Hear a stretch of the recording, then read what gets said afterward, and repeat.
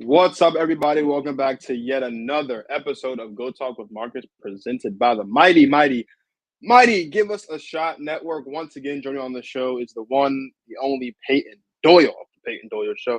And there's a lot to talk about. Now, I know for some of you guys that are basketball fans that watch the show, yes, Damian Lillard has been traded to the Bucks, but we don't care about that, at least not right now, because apparently Colin Kaepernick wants back in the NFL again.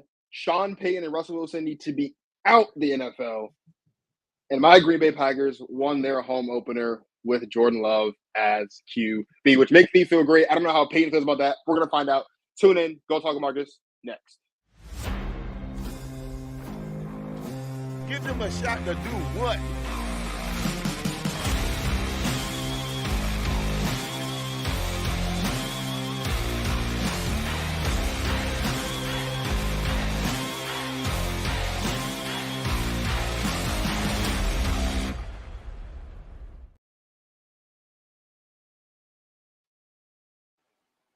Payton Doyle, my man. How you What's doing? good, bro? I'm doing good, man. I'm happy to be back. It's been a minute. Right. Glad to talk some football, bro. This season's been awesome so far. The season's been great, and it's only 3 weeks in.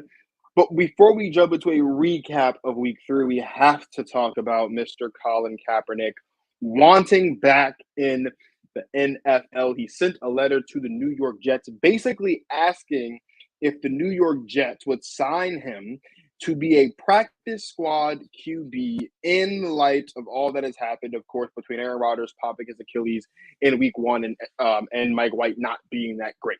Was Jets' response? Sign Trevor Siemian to the practice squad instead of Colin Kaepernick. Whether or not Colin Kaepernick joins the Jets is still to be determined. But Payton, what was your initial reaction when you found out that Colin Kaepernick penned a letter to the New York Jets? Well, when I read the headline, I just thought that it was crazy that he was trying again. I give him props. I read the letter. I thought it was a pretty good letter. I really think that it was his best shot at getting another shot in the NFL. Unfortunately for him, I believe that ship has sailed. I mean, to put into perspective as to how long it's been since he's been out of the NFL, Marcus, me and you were 13 years old the last time that Colin Kaepernick played in an NFL game. And now we're sitting here as 20 years old, and it's like he's still trying to get back in. I mean, I think it's a good try by him. It won't happen. There's just other guys. I mean, yeah, they signed Trevor Siemian. Trevor Siemian's been more active in the league lately. And if you're the Jets right now, just from a media standpoint, you almost need people to stop talking about you. Like, Oh, yeah. You know what I mean? Like you don't really want to draw more attention to your squad. Which, you know, for better or for worse, Colin Kaepernick would draw media. Even just him sending them a letter would draw media attention. Yeah. So I think that just for those reasons, it's not going to happen. But good on Colin for trying to come back. I think that was a good letter. I like that. Look, I'm not going to sit here and tell you that Colin Kaepernick's not a good writer. That is great. It's grammatically correct. He's got his points lined out there. No one's going to deny the fact of whether or not Colin Kaepernick is well-versed in the world of English and how to formulate prose. Colin, bro, give it up. Like, give it up. Seriously. Colin Kaepernick has gotten to the point with this whole NFL thing.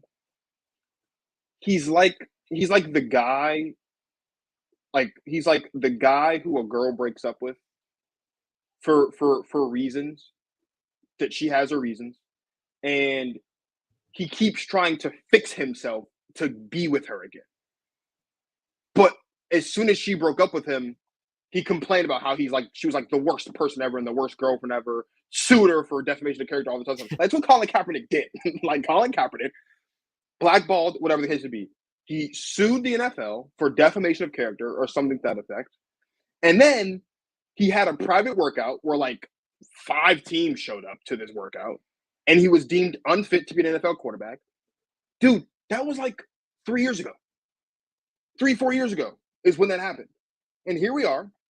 3-4 years later, and Colin Kaepernick has penned a letter to Joe Douglas and the New York Jets asking to be a practice squad quarterback. Bro, give it up. Like, okay, cool. Like, according to the letter, Colin Kaepernick works out Monday through Friday, 5 a.m. to 8 a.m. Cool. Here's the deal, though. It's 2023, and you're not the option.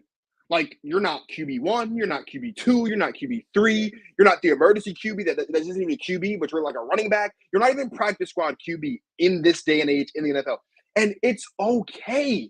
Like, it's okay, bro. Like I don't understand why I'm supposed to have sympathy and why I'm supposed to root for Colin Kaepernick to want to get back in the league when a couple of years ago you were suing the league for defamation of character and for blackball. Like, you can't have it both ways. Like, did you think we forgot?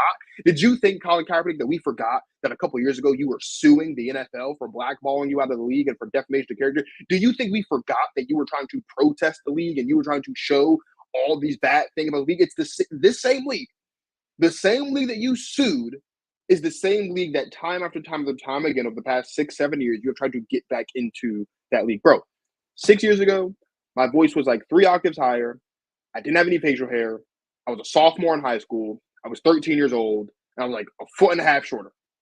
Like, that's how much life has changed. Like, Obama was president the last time you were in office, if I'm not mistaken. Like Donald Trump wasn't a president. He also wasn't like this convicted criminal, right? Like, Joe Biden was 50 years younger the last time you were in the NFL and could formulate sentences, stumbling over himself. Right, like the world has changed. Like, we've gone through a global pandemic. Like, we've seen multiple classes of high schools and colleges graduate and go off to better things, dude. Like, so much of the world has changed.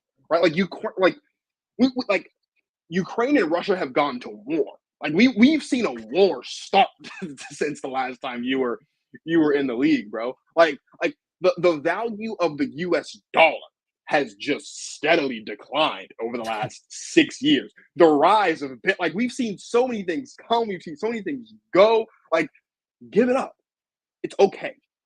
Right? Like, Colin Kaepernick, obviously, his career did not end on his terms.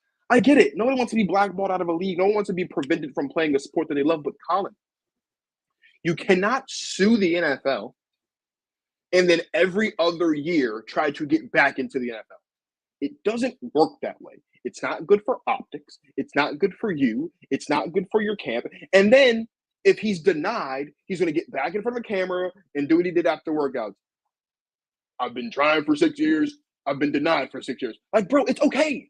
Like, it's okay. This is not for you anymore, bro. Like, go be the philanthropist. Go be the activist that you have been being. Like, go back to do what you've been doing. If you really want to play football so bad, go play in the XFL. Go play in the USFL. Go play arena football somewhere, man. Like, the NFL is not for you. You cannot sue the NFL and then turn around and want to get back into the NFL every chance you get. I'm not rooting for Colin Kaepernick. I'm not. I don't want Colin Kaepernick back into the league. Colin Kaepernick should not want to be back in the league. I am done. Like, the days of me being a Colin Kaepernick cheerleader, gone. Long time ago. I'm done. I don't. This is pointless to me. Yeah. I mean, let's be honest. The only reason why this is even a story is because who it is. Like, yeah. some guy who hasn't played football. I mean, and I don't want to completely dog on him here, but you know, he says he's been in the gym from 5 to 8 a.m. Like, okay, so you do what? An hour and a half of weights and an hour and a half of football? Bro, I used to do that in high school every day too. And I couldn't play in the NFL. You know what I mean? Like, there's a difference between being in like LA Fitness kind of shape where you're dotting up these dudes on the LA Fitness field and being in NFL shape. You know,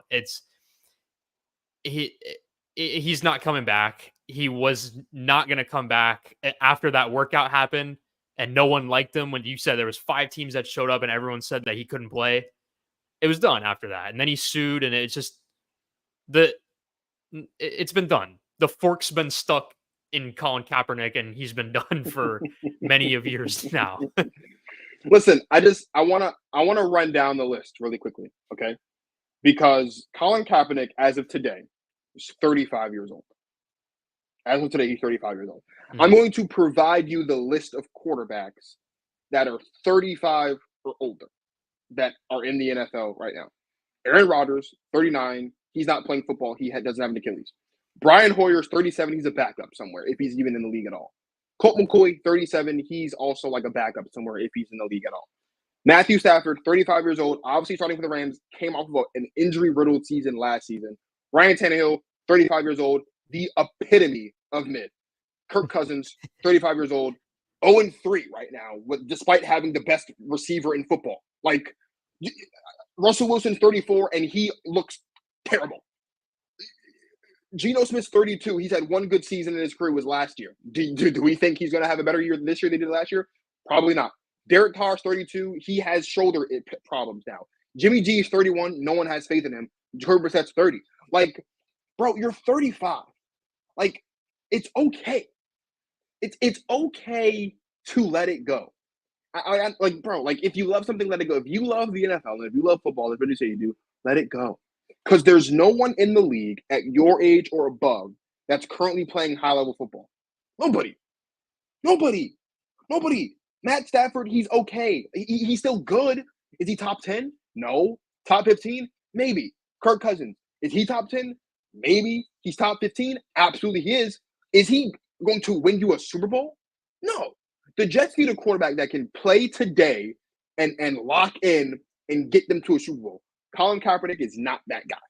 The only guy that could deliver a Super Bowl to the New York Jets is Aaron Rodgers, and he does not have an Achilles. So, Cap, bro, let it go. Just let it go. Let it go. Can't hold it, but just let it go, bro. Just let it go. I don't. What am I supposed to do? I'm supposed to feel bad? No, I don't care. Let it go, man. I couldn't agree more. I said this a few years ago about Colin Kaepernick. Man. He finds his way back in the news. He's a good headline, and when Bleacher Report and ESPN are really bored, they can talk about him, and then it's kind of how it goes, year in and year out. I'm sure he'll resurface when he's 40, and he'll be like, "Well, Brady got a chance when he was 40. Why can't I?" You know? Can we just not like? Can we not? Can we just leave it alone? Like, can we? We'll be like 25, and we we'll be like, "What is this? Like, are we still talking bro, about this?" like, why, bro? Like, why? And Like, let's be honest, man. In 2016, that before all the kneeling stuff happened, and that you could say he got blackballed or whatever, he lost his job to Blaine Gabbert, like straight out. Like bro, the last time Colin Kaepernick was in the NFL was 2016. He played 11 games. He had a 1-10 record. Like, you didn't even give me anything the last time you were in the league. The year before that, you were 2-6. The year before that, you were 8-8. Like, you gave me nothing. Yeah. You don't even have like he was real good last. Like, no, like, bro, like, you were dog water the last time you were in the league. And I'm supposed to believe that just because you work out for 4 hours Monday through Friday for the last 6 years that you're not still dog water? No. Yeah. You're not replicating game speed of NFL football games. You're not replicating the NFL defenses and what they're going to show you, bro. You're not studying. Look at Deshaun Watson tendencies. Yeah, Look, like, what are we talking about, bro? Like, you're not ready for, bro. Like, the Aaron Donald that you saw in 2016, not the Aaron Donald that exists today, right? Like, Myles Garrett. Like, these defenses are crazy, bro. Like, you don't have it, and it's okay. It's okay to not have it, bro. It's okay to not have it. Colin Kaepernick needs to recognize that he don't got it no more, and he needs to move on. Speaking of not having it, we saw something on Sunday that we haven't seen since 1966, which for me was, of course, well before I was even thought of. Also 15 years before my parents were even thought of was the last time we saw a football team score 70 points. The Dolphins were the first team ever in NFL history, if I'm not mistaken, to have 350 yards passing and 350 yards rushing in the same game. They scored 10 touchdowns, 726 total yards of offense. They had 70 points with 8 minutes left in the game. They took Tua out of the game after they scored 56, and Mike White led them to 14 more points. They beat down on the Broncos 70-20. I usually, in situations like this, you ask, is this good Dolphins or is it bad Broncos? We're not going there. What I want to know is, if you are the Denver Broncos, what's next after a loss like this? Man, at this point, since it's so early in the year, you got to just act like it was just like a 14-point loss, a game that you just got to scratch up and like kind of. I feel like you can't make a big deal out of it, a huge deal out of it if you're the Broncos, just mentally, because your whole team's in shambles right now. You just got beat by 50 points. In their locker room, you gotta scratch it up and move on. Marcus, it's me, it's people like you and I. It's our job to make a big deal out of this because we're not the ones on the field. They got a game to play this Sunday. You know what I mean? They have to get it out of their heads, out of sight, out of mind. You got to be back and dialed in on Sunday. So I know you're shaking your head, but I don't think they can make a huge deal out of it because it's they're already done. This is a disastrous team. I think that Miami's offense is the most high octane offense in the league, potentially ever at this point. I mean, like it's kind of ridiculous when you look at the numbers of what they're doing, especially a big inflated number after scoring 70 points last weekend. So I feel like for the Broncos, you got to wait till the end of the year. You can't go out here and overreact and fire Sean Payton right now or anything like that. But you got to wait until the end of the year.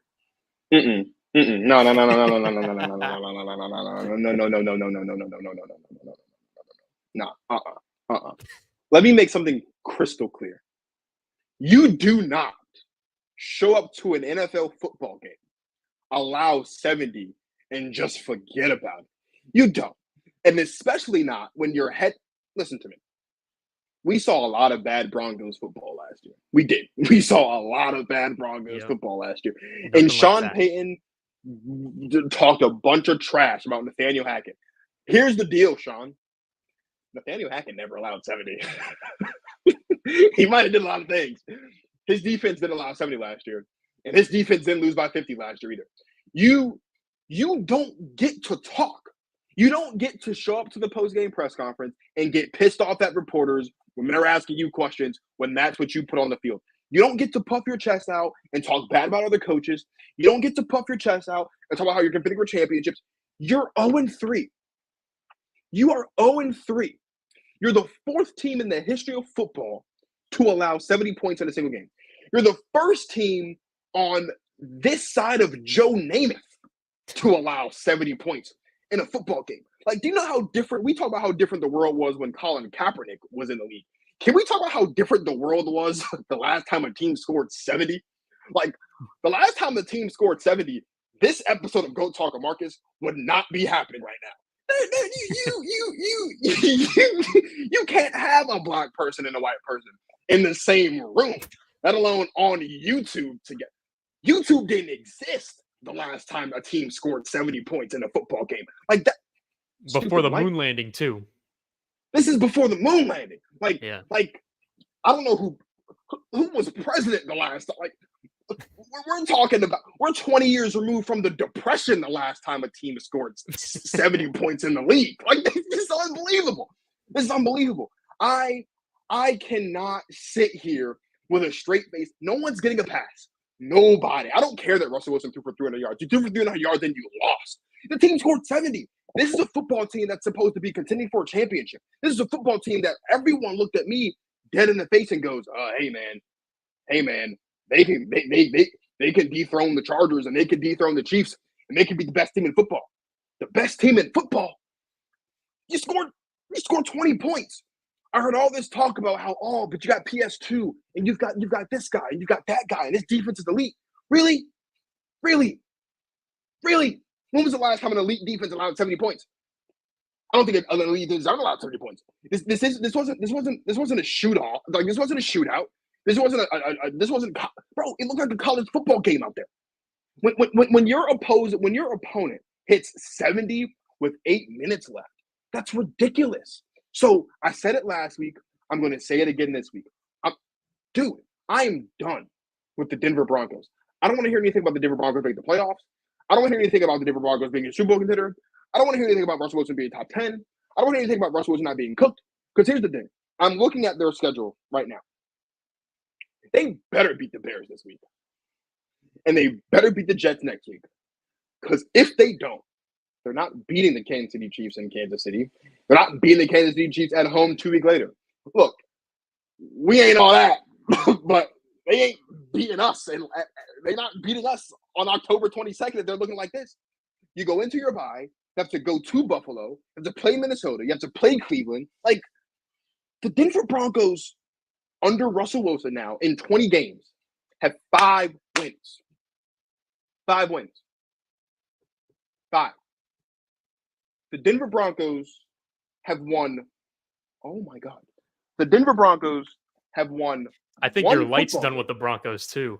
He might be. It might be. The Denver Broncos have won 1 game since January 8th. It was a preseason game where they scored 41 points on the Rams to nothing. Like, I don't know. Everyone said, "Oh, you get Sean Payton in there, you fix you fix all these issues." Dude, I've watched Sean Payton have the exact same issue that Nathaniel Hackett had last year. They can't win 1-score games, and they get absolutely blasted by the Dolphins on the road in Week 3. Unacceptable. Unacceptable. We need to have a serious conversation about Sean Payton as a head coach. We need to have a serious conversation about Russell Wilson as a quarterback. Because enough's enough. Enough's enough. There's no excuse.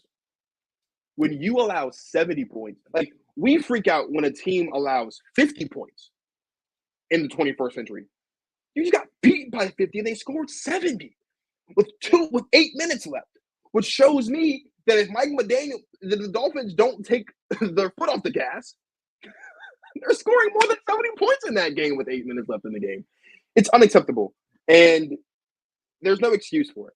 There's no excuse for it. All that Walmart money. You paid Russell Wilson all that Walmart money. You paid Sean Payton all that Walmart money. And you got 70 dropped on your dome. Sorry, pal. Yeah, I mean, for me, I guess I'm not...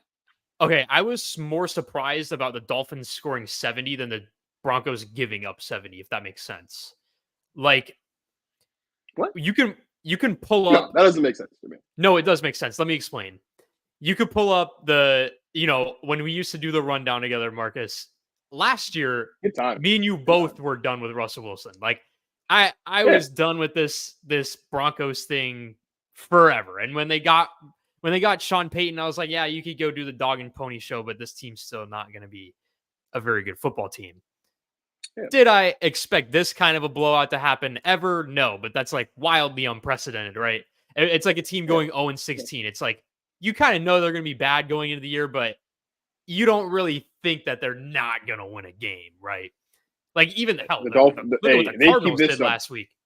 The Broncos might not win a game. They keep this up. I mean, that's certainly a demoralizing loss, right? But for me, it wasn't like a wake up call that, wow, the Broncos got beat by 50. It was like, yeah, they are bad. That's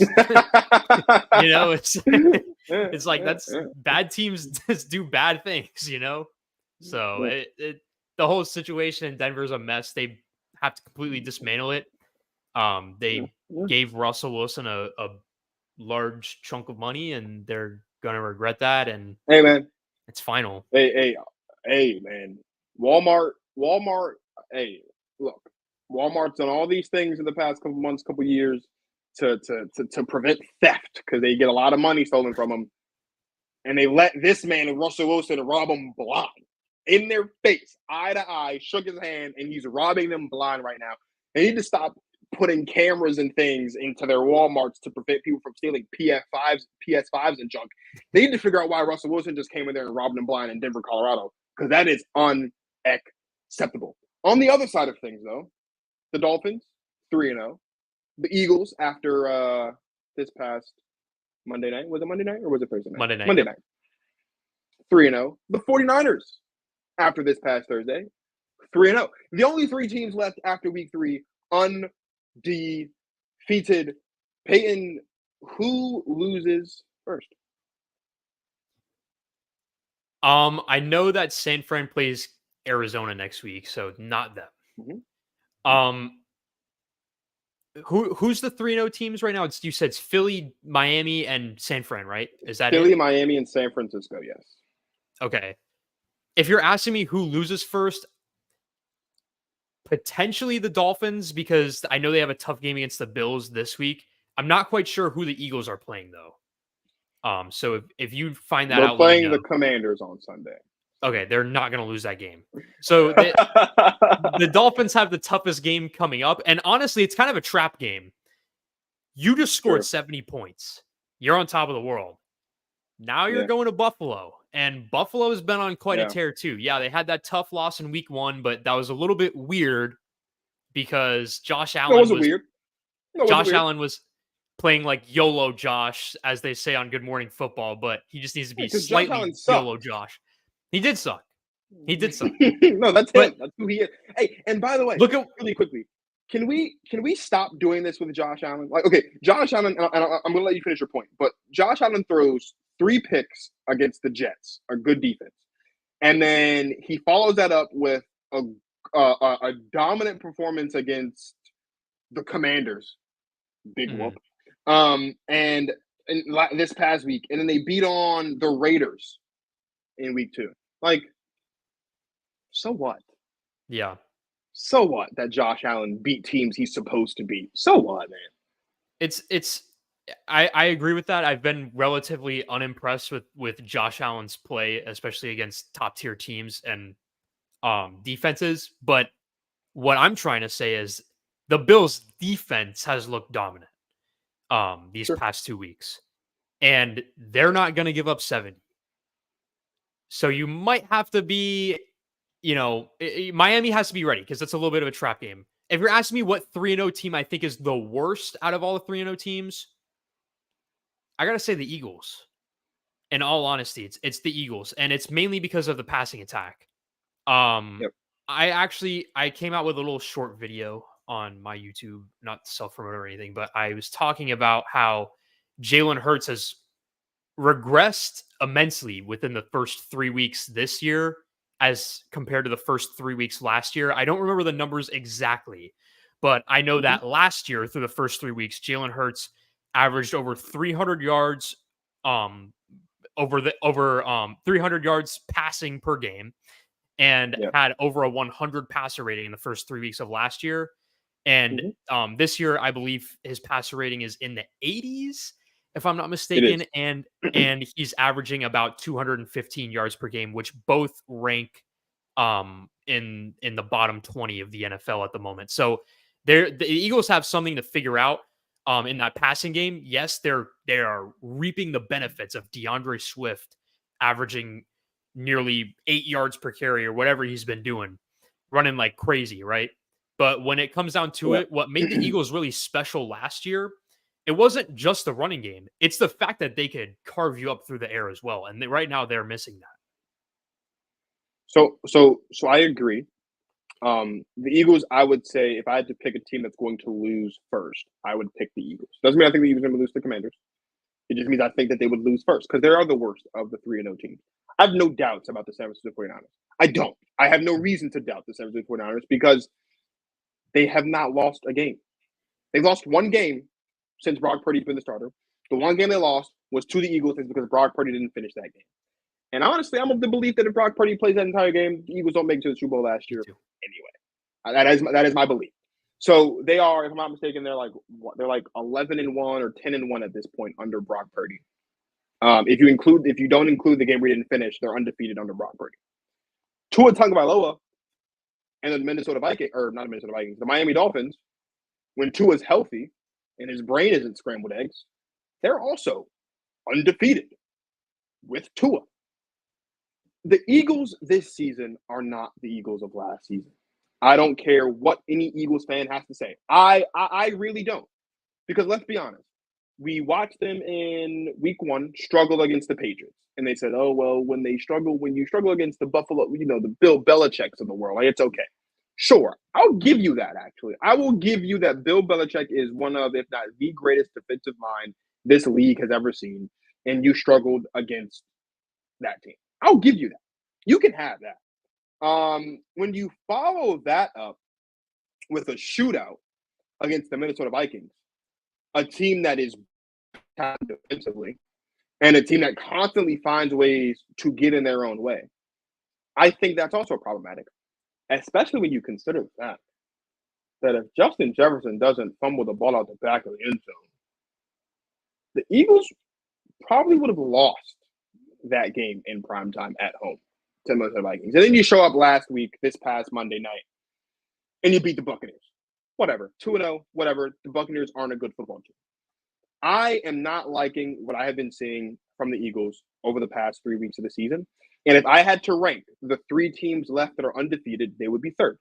I think the Dolphins are second because I don't think their defense is not as good as San Francisco's defense. Their offense is the best offense in football. But the Eagles give me cause for concern. They do. The beautiful thing for us as fans is if all of these teams are still undefeated come October 22nd, the Dolphins play the Eagles. And so we'll find out which of those teams are going to stop the other come that point if they're both undefeated by them, which I think that the Eagles and the Dolphins will both still be undefeated by the time they have to play each other October 22nd. But I don't like what I'm seeing from the Eagles so far this year, I got to be honest.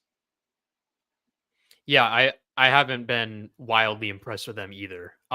With the Dolphins and the 49ers, though, I certainly have. The 49ers probably have the most impeccable roster, like just from every top position. To bottom.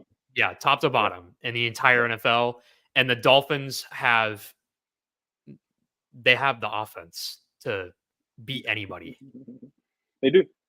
And I think historically they're going to go down as one of the greatest, if not the greatest offense of all time. Now, speaking of greatness, it was a little rough for me. I got to be honest. I'm not gonna sit here and act like I watched the whole game because I did not. I was at church on Sunday and I had to stay late. And when I got home, by the time I got home, it was like halftime or so, and we were down 17-0. I'm not gonna sit here and act like I turned the game on when I got home because I didn't. Oh, but then things shifted. And I tuned in for the last couple minutes of the game, and we got the win. 18-17 was when it was the largest comeback at home for the Packers since week 3, I believe, of 2018. Or no, since week 1 of 2018 when we opened up at home Sunday Night Football against the Bears. The game that Aaron Rodgers went into the blue tent and got high off, whatever it is he got high off because his knee was messed up against the Bears. Jordan Love, Green Bay Packers, 2-1. Jordan Love wins his home opener. If you had to rate on a scale of 1 to 10 how the Packers should be feeling after week 3, put a number on it for me. I'd say they probably should be feeling a 8 right now. They probably should be feeling pretty good about that win. I don't think they're like big time contenders. I think Jordan Love is coming along a lot better than I had expected. Completion percentage is a little bit low, but I'd rather have a low completion percentage than a high amount of interceptions. And that's one thing that he has not been doing with a 7-1 touchdown interception ratio. That's a lot better than I had expected. I remember when I was on the show last with you, I had said if Green Bay is just better than the Bears, that's a win. And they are a lot better than the Bears, that's for sure. And Jordan Love looks pretty good. They should be feeling very good about it. I can say this. I was going against Jordan Love in fantasy, and I was a little upset when they started to come back. But it's all right, though, because I still got the dub, so I'm not that mad at them. But, yeah. But, yeah, they should be feeling certainly be feeling confident in Jordan Love and the way he's been progressing. All right. As a Packers fan, I'm on cloud 9 right now. And if I was the Green Bay Packers, which I'm a fan, so by extension I am, I'd say we should be feeling like a 10. And here's why.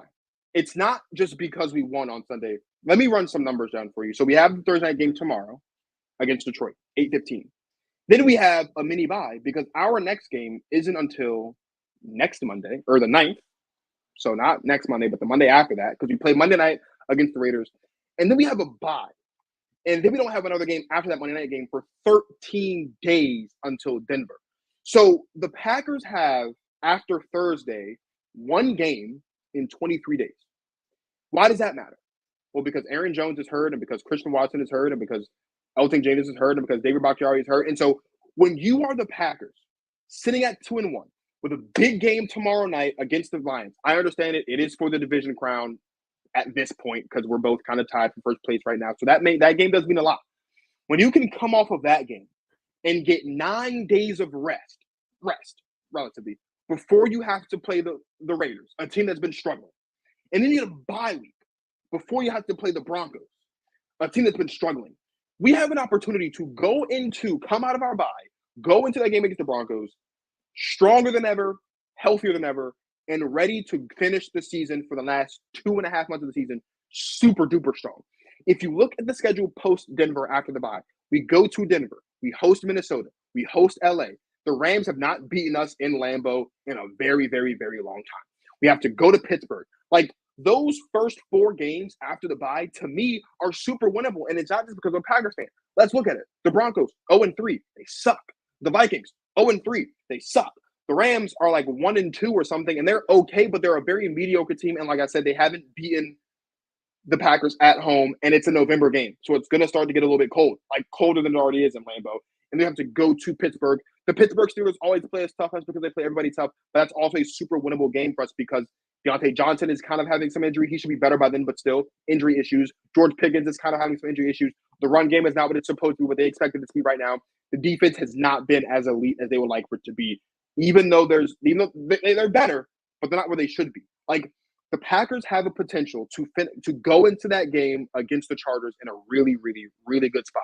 I'm not saying we're winning every game from now to them. I'm not saying we can't lose every game from now to them. What I am saying, though, is that if you're the Green Bay Packers and you have this big game tomorrow night at home against the Lions, and you don't play again for another 9 days until the Raiders, and then after that game, win, lose, or draw, you have a whole week of rest before you have to play, or really 2 weeks of rest, technically, before you have to play the Broncos. That puts you in a really good situation to make sure that Watson and Jones and Bakhtiari and Jenkins and all those guys are healthy. And even the guys that are out for like Thursday can be questionable or healthy by then. It puts the Packers in a really good position. And here's the other thing, too. When I look at the division, a lot of people said that this is the Lions' division to lose. And rightfully so, the Lions seem to be the best team in the division heading into the season. But the Bears suck. The Vikings suck. And the Lions are still the Lions.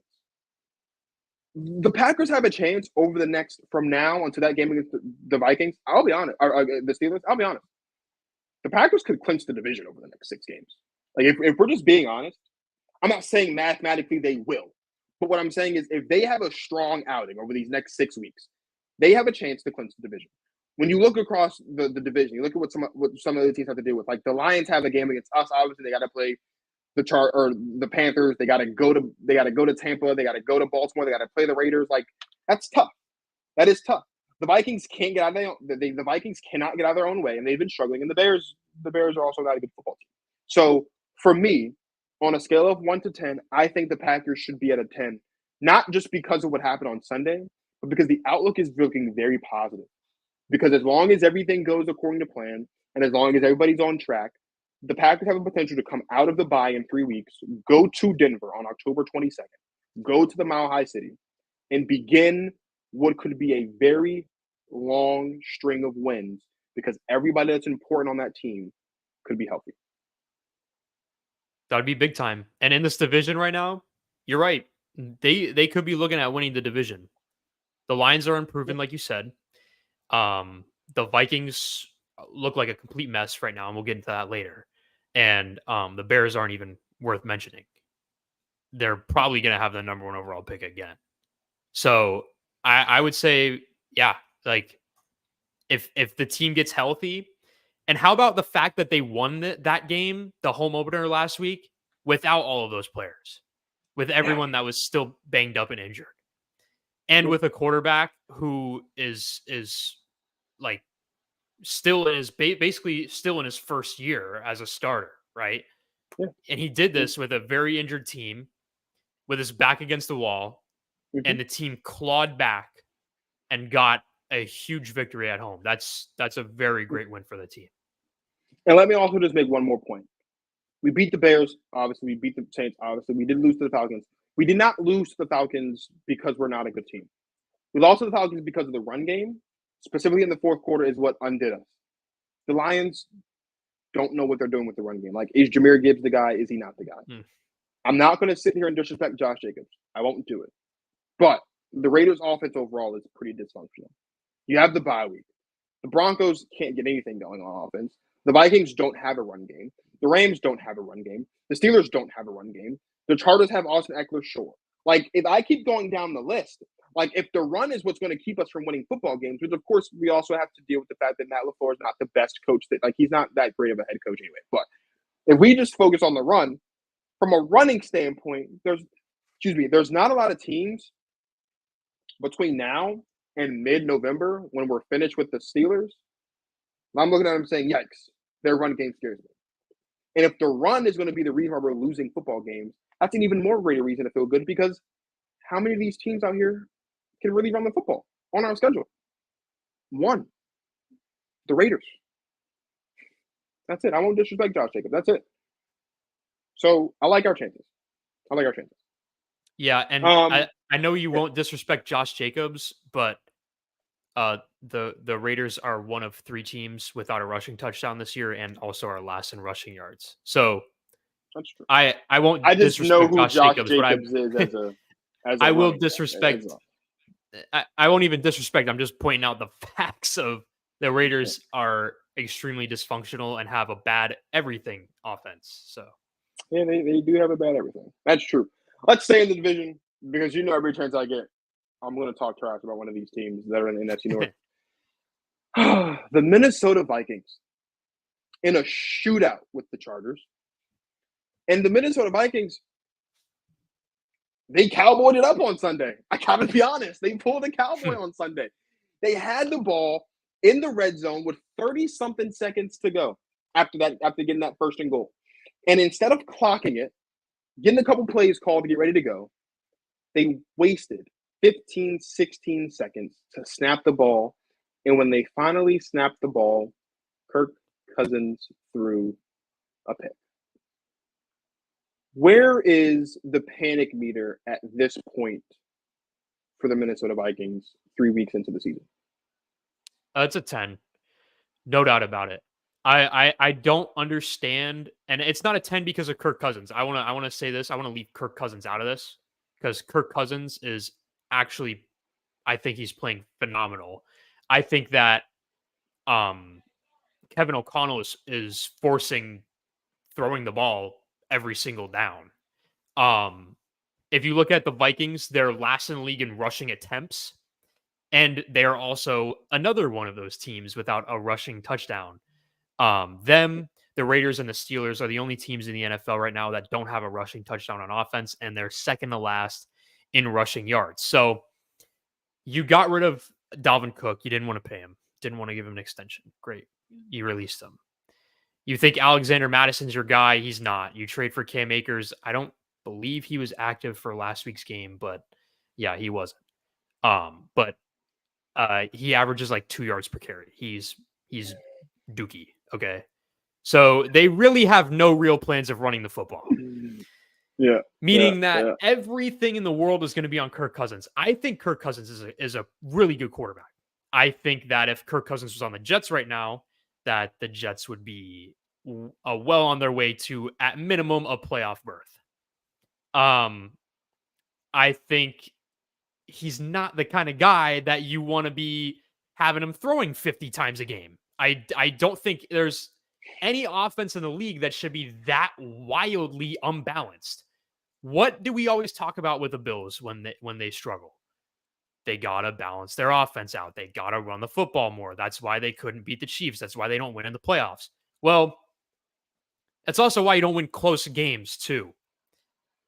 The Vikings find themselves in quite a bit of close games, as we saw last year.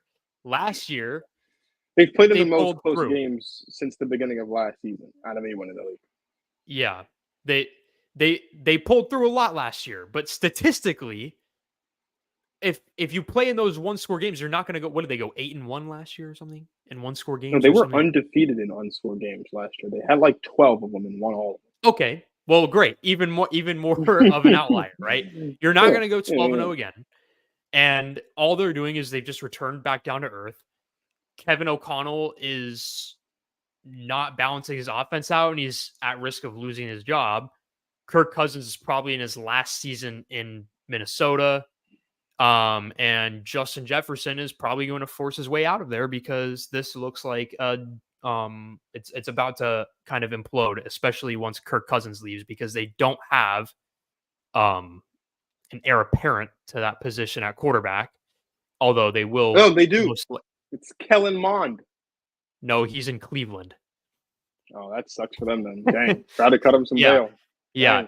He's gone. Actually, no, I actually think Cleveland released him, but he started the Hall of Fame game, I believe. It's Nick Mullins, actually. Oh yeah, Nick Mullins, yeah. It's bad in Minnesota. And some guy named Jaron Hall.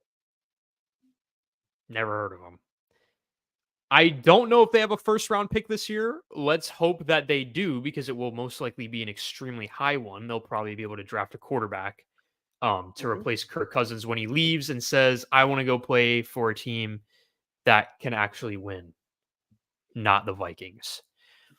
So yeah, I would say it's a 10. They should absolutely be ready to panic. I would say if the Vikings aren't panicking, everyone in the building needs to be fired. Players, coaches, personnel. If you're not panicking in Minnesota, you need to be fired. Because when you come off of a season where you played 12 one-score games and you win all of them, and then you start the season with 3 one-score games and you lose all of them, red flag. Here's the deal. It's not getting any easier, because I don't think they're just going to have their way with the Panthers on Sunday. I don't. Probably going to be a close one-score game.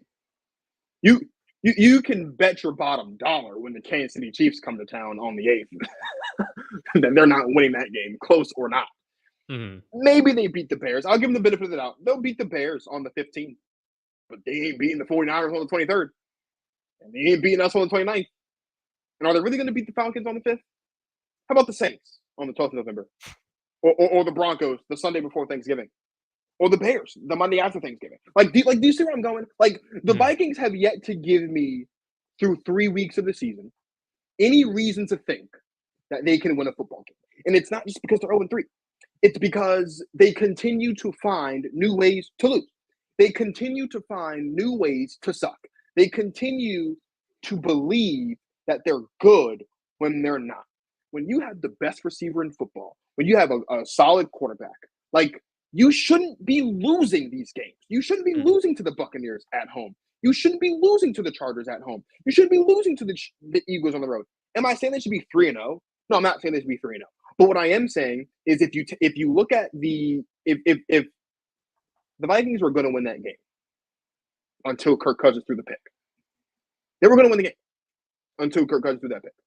I think it's safe to say that. I know for a fact, just based on the math, that if Justin Jefferson doesn't fumble the ball out the back of the end zone, they'd be 2-1 right now. If those two plays don't happen, they'd be 2-0, 2-1. Now, as the great Jerm Edwards of the Give Us a Shot Network says, if my aunt had balls, she'd be my uncle's. So I understand that playing the if game is a very difficult game to make, and I don't even like the fact that I'm trying to shoot bail for the Minnesota Vikings right now because I'm a Packers fan. But what I'm trying to say is, when you have the talent that you have offensively, when you have a TJ Hawkinson, when you have a Justin Jefferson, when you even have a Jordan Addison, who's been playing great, I would say, so far through the first 3 weeks of his rookie season, you can't be 0-3 because you have nothing to pull from. What can the Vikings pull from each of these 3 games to say, this is how we're going to beat the Panthers next week, or this is how we're going to beat the Chiefs in 2 weeks, or this is how we can beat the Bears in 3 weeks, despite the fact that the Bears are an incompetent football team? I do not have faith in the Minnesota Vikings. And this was supposed to be the best team in the division. This was supposed to be, after winning the division crown, this was supposed to be the Vikings division to run now. This was supposed to be Big Kirko and the crew calling the shots up and down the NFC North. And so far, you're 0-3 and you're tied with the Bears for last place. And you could potentially be 0-5 by the time you meet the Bears for the first time on October 15th in week 6. Yeah, I'd say it's done. I don't know the number, but I know that it's an extremely low percentage of 0-3 teams that wind up making the playoffs. Because typically, if you start 0-3, you're not a very good football team, and the Vikings are not a very good football team. And they have quite a bit to figure out. they have a lot of holes on defense. They have a running back, 2 running backs who are not good, a quarterback who's leaving, and the best receiver in the league who is gonna not want to play for you guys anymore after this year. So this is Here's the it's here's quite a the here's the disaster. percentage. Here's the percentage for you since you're looking for it. Here's the percentage for you. In the history of the NFL, 158 teams have started the season 0-3. There have been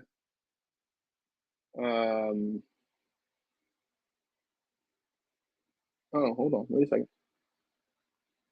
There have been 6 teams since then to make the playoffs. The 81 Jets, 82 Bucks, the 92 Chargers, the 95 Lions, the 98 Bills, and the 18 Texans. Right? Mm-hmm. In each of those instances, the Jets started 0-3. They fell to 1-3-1 and finished 10-5-1. They lost in the wild card round. The Buccaneers started 0-3. They finished 5-4 because the 82 season was a shortened strike season. They lost in the wild card round. In 92, the Chargers actually started 0-4, rattled off, found a way to win 11 of the last 12, won the AFC West, lost in the division round. The 95 Lions started 0-3, fell to 3-6, finished 10-6, lost in the wild card round. 98 Bills started 0-3, won 10 of their last 13, lost in the wild card round. And we all know the 2018 Houston Texans started 0-3, won 11 of their last 13, won the AFC South, lost in the wild card round. So since 1990, 2.5%. So 4 of the 158 teams that start 0-3 and since 1990 have made the playoffs. 2 of those 158 teams won the division. So if you're a Vikings fan and you think your team's going to make the playoffs, odds are not in your favor. And if you think you're going to win the division, odds are definitely not in your favor. The Vikings are playing an elimination game on Sunday. If they lose to the Panthers, they're done.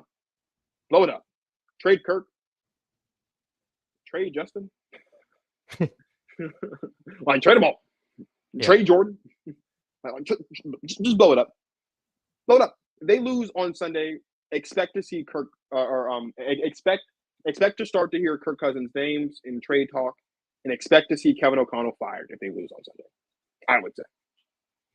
Especially if it's I wouldn't say mid-season, but I would say put him in the Brandon Staley category of, all right, bud, like this is it for you. Like we're keeping you, but you're gone. You know?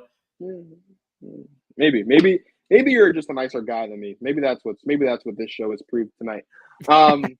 We did it in week 1. We did it in week 2. We're gonna do it again here in week 3. Payton, give me your 3 highest of highs for this week. Players, team, coaching, whatever. What are the 3 brightest spots of the NFL from week 3? All right, well, I'll start off obviously with the Dolphins scoring 70. That is the highest of high, right? Yeah. That's unbelievable. Yeah. Next up though, I'd probably say I'd give CJ Stroud and the Texans at number 2. I was very impressed. I've been very impressed with CJ Stroud throughout these first 3 weeks of the season. I think he's played very well. Obviously, I don't think he's thrown an interception yet in his NFL career, which is a very good start to your rookie season. And to go into Jacksonville and beat the odds-on favorite to win your division, and not only just beat them, like you trampled them. And they also look like they have a nice young rookie wide receiver in Tank Dell as well. So yeah, Houston Texans should be very excited for their future. I think this Sunday showed us a lot about them. And thirdly, highest of high. I'll go with Deshaun Watson. Why? Because it was his first game as a Brown where it actually looked like he could play football. And that he wasn't carried he wasn't carried by a running game. You had Nick Chubb go down. Everyone wrote you out, right? Everyone counted you out. You were gone, right? And you had Nick Wright on his show. I forgot the name of the show, saying he's done. He's never coming back. He's never going to look good again. He sucks. And to be honest, I agreed with him because, well, I had no other reason not to. And he hadn't looked good in a Cleveland Browns uniform ever. Then you go out and you're Deshaun Watson. You complete over 80% of your passes for over 280 yards. You have a passer rating of 123.4. You look tremendous. And it's your best game ever as a Cleveland Brown. For the first time, you actually showed that you might be able to get back to what you used to be. So I would say that was a very big win for the Browns and a very big confidence booster for Deshaun Watson as well. I'm going to agree with two of your highest of highs. Look, when you score 70 points in an NFL football game, you deserve the highest high. But this highest of highs specifically goes to Tua because Tua Tagovailoa. Whether you love him or not, whether you love the Dolphins or not, so far through 3 weeks of the season, he's been the best quarterback in football. And so far through 3 weeks of the season, he's the MVP of the NFL. And it hasn't even been remotely close. He's been great. And if that continues, the Dolphins are going to be right where I said that they could be before the season started, which is representing the AFC in the Super Bowl in Vegas in a couple months, if this continues from Tua and from the Dolphins, but especially from Tua. That's the first one. Highest of high. Doesn't get any higher than that. My second highest of high is the Browns. Not Deshaun Watson, but the defense. The Browns defense statistically is the best defense in football so far through 3 weeks of the season. They've allowed the least touchdown drives this year. They've allowed the least first downs, almost less than half than the next closest person, or like closest team, which I believe is the Cowboys with 41, or maybe it's the Bills with 41. I know it's like Bills and Cowboys in the top three, and it's 41-46. The Browns have allowed 21 first downs in the season. They're the best defense in football. So much so that Myles Garrett, much like Tua, has firmly staked his claim as the front runner for Defensive Player of the Year so far this season, which for me, my pick was Michael Parsons, so that it hurts me, but I have to be objective. Myles Garrett so far for 3 weeks is Defensive Player of the Year. But thirdly, the third highest of high goes to Travis Kelce. Because when you can get one of the biggest stars, one of the biggest celebrities, one of the biggest artists in the world to come to Arrowhead and watch you rock the stage at Arrowhead, and you do just that, you got to get a highest of high. And so I used to be a Swiftie. I was a Swiftie in middle school. I loved Taylor Swift in middle school. A part of that was because my mom wasn't all that fond of the music of the day at the time. And she loved white people music. She didn't mind when I listened to white people music because for some reason you guys aren't as aggressive in your music as we are. Unless your name is Marshall Mathers, then that's a completely different conversation. But Travis Kelce, you have reaped the benefits of this match that apparently Andy Reid made in Burger Heaven of Travis Kelce and Taylor Swift. I love it. I think it's great. And if this means that we're getting Travis Swift and another Super Bowl down the line, shout out to Travis Kelce. He gets my third highest of high because also his jersey sales through the roof. 400% or something through crazy the like roof. that. Through the roof. I didn't even know that you can increase jersey sales 400%. But the Swifties did it. So shout out to Travis Kelce. Shout out to Taylor Swift. Shout out to the Swifties. They all collectively get a highest of high for me. I saw a post that Pat Mahomes got to be the greatest wingman ever, right? Like, oh yeah, yeah, right. Oh, like yeah. He got him a touchdown. He got him a touchdown with Taylor Swift in the stands there for him. Like that's that you that's got great. that. You're right. I'm glad that he made this That's list. Great. That's great. If I had a wingman as good as Patrick Mahomes, I would not have been single for almost 5 years at this point. But that's neither here nor there. From highest of highs to lowest of lows. Payton, I know what one of your lowest of lows are going to be because it's going to be mine as well. But give it to me. What are your three lowest of lows from week 3? All right. Well, you got to start off with the Broncos because that's losing by 50 in the NFL, as we've established, is rock bottom. But next, you got to go You got to go to Dallas Cowboys. You go in to Arizona. Your division rivals the week before, they were down big, but they came back and won, right? The Giants, right? You got to go in and you got to stomp the Cardinals. The Cardinals are what everyone thought was the worst team in the league. Going into the year, they were the favorites to have the number 1 overall pick and be bad, right? So you gotta win that game. They didn't. They looked terrible in the red zone. Their red zone struggles continued, not finishing off drives very well. And I understand that they had just gone through losing Trevon Diggs for the season. That's awful. But there was more issues for the Cowboys that game than just missing Trevon Diggs. So that's a pretty big low for me. And then next up, I gotta go with the Bears. The Bears. I know we talked bad about the Broncos, but I think the Bears are rock bottom of the NFL at the moment.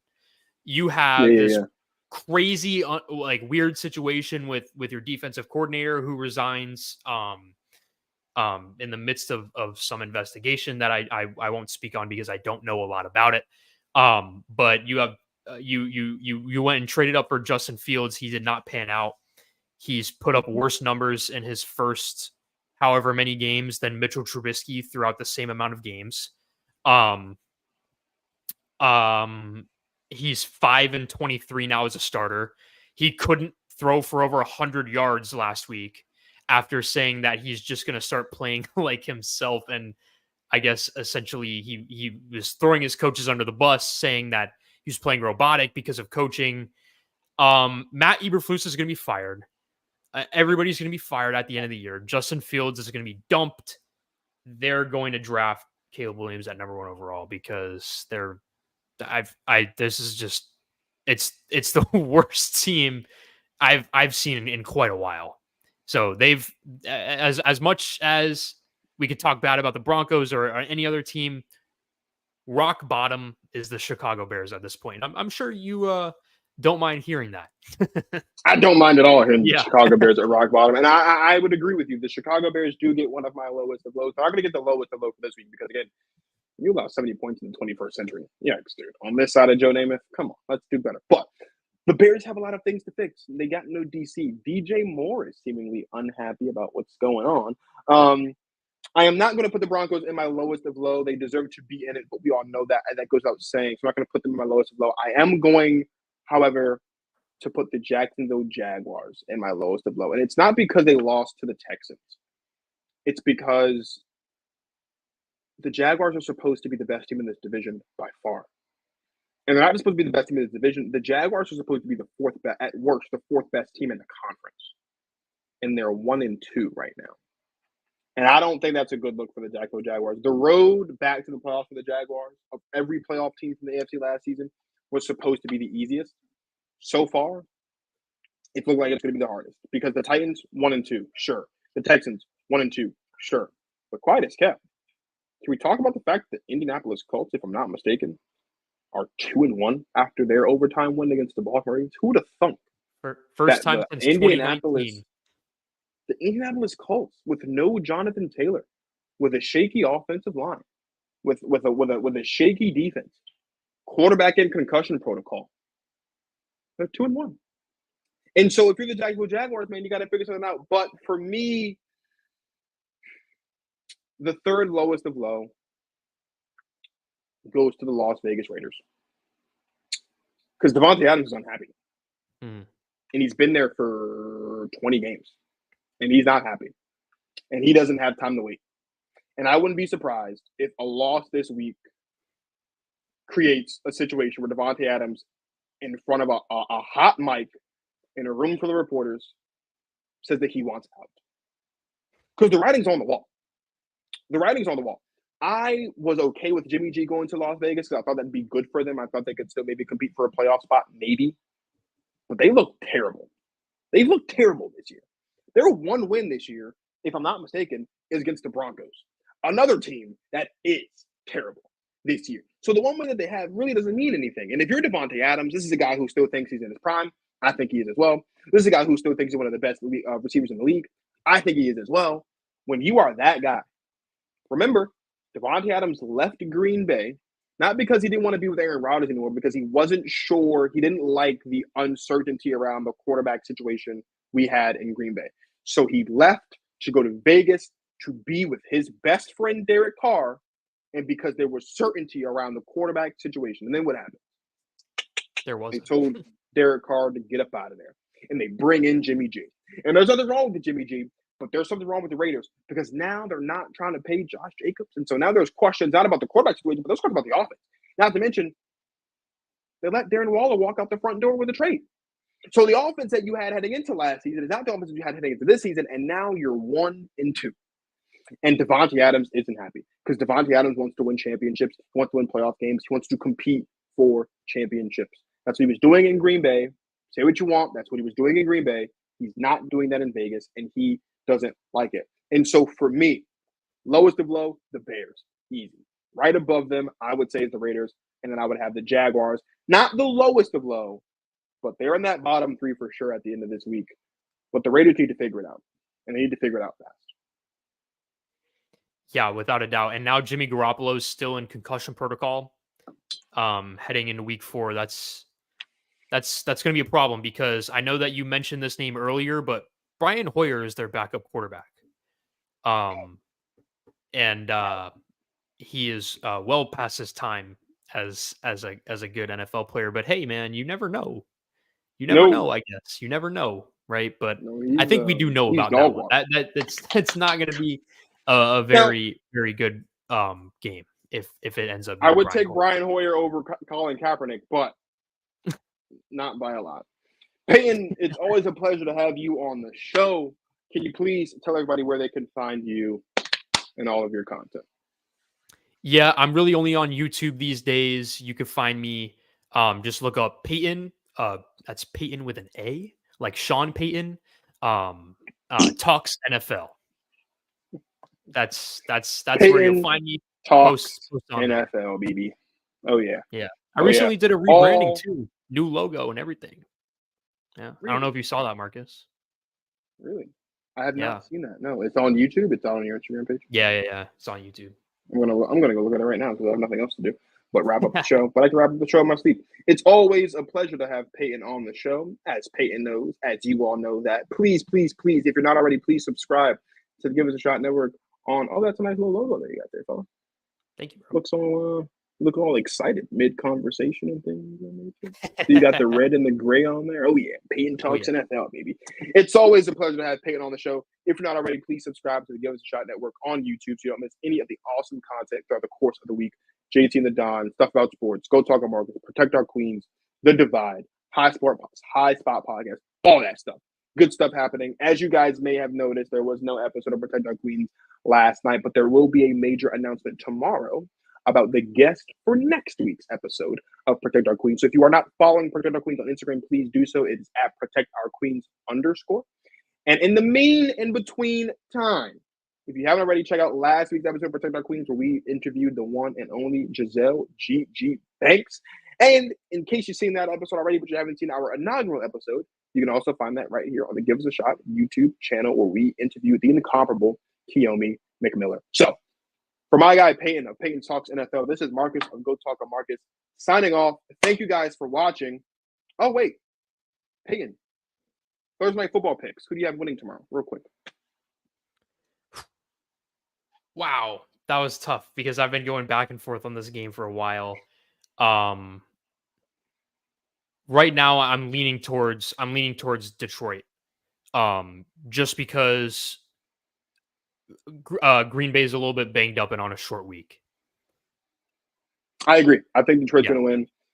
I do think that Christian Watson said that he's planning on playing, which could change everything if he does play. I think that does cause a lot of problems.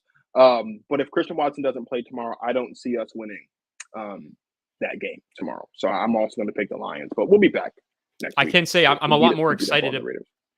I'm a lot more excited about this game than I was about Giants and 49ers last week. That was absolutely. I mean, we knew what that was going to be before when the schedule was announced. We knew what that was going to be. Yeah. Yeah, that was whack. But yeah, I think this game is going to be much better than that one. I mean, unless you're a 49ers fan, then this game won't be better. But if you're not a 49ers fan and you want to see competitive football, this game will be better, I think, than we saw last week. So again, for Payton of Payton Talk NFL, this is Marcus Ogo Talking Marcus signing off. Hey guys for watching, and as always, you guys enjoy the rest of your lives.